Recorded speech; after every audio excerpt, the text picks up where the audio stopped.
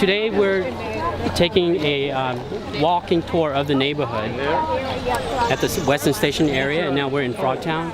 Right now we have this walkability survey that we're attempting to do to try to get improvements for the station areas and the areas around.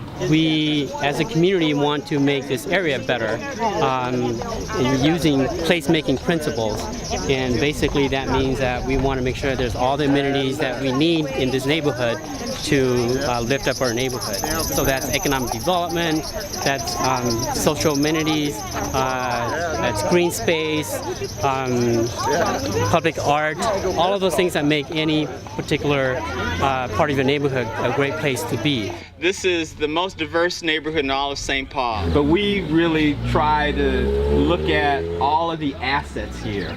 Placemaking, when we do it correctly, should be about first identifying and honoring the assets of the places that we have. Part of this tour of the neighborhood is a workshop at My Village Restaurant. Katherine is an expert in placemaking. Because all of these things contribute to the pride that a resident has when they look around and can feel proud of their space.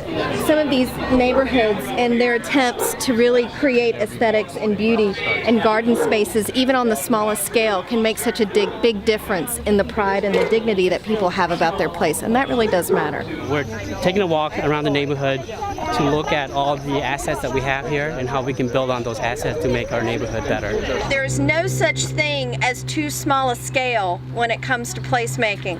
And I think every single attempt, the birdhouse on the tree, the recognition of the importance of the nests, to the bulbs that are planted and the planters, because anybody can see something wrong.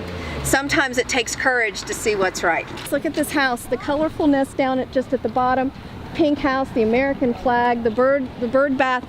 It all matters. And I don't know if we've paid as much attention to that the little things do matter. But if you start with what's going right, it provides a very important point to when to start leveraging what's going right to deal with what's going wrong. When we talk about assets in our neighborhood, how we could build on our asset and look at how other communities have created place in their neighborhoods. Places like this and places that have histories like this one does often are perceived as being the problems in the larger city. And yet what we find here, if we look a little bit deeper past the way we usually assess places, is that there's something very powerful and a resource here that we should be taking more advantage of. When residents have pride of place, that they're willing to do the little things, even if they don't have a lot of expendable money, but they're willing to spend what they have in making a place that they can feel proud of, you know that you have an asset there in a resident that's to be mobilized. And I really feel like consistently, the more that we can highlight those features of places, it also helps us to become more strength-based in our work. This is a vibrant neighborhood that we have a lot to offer. Folks need to come down and see.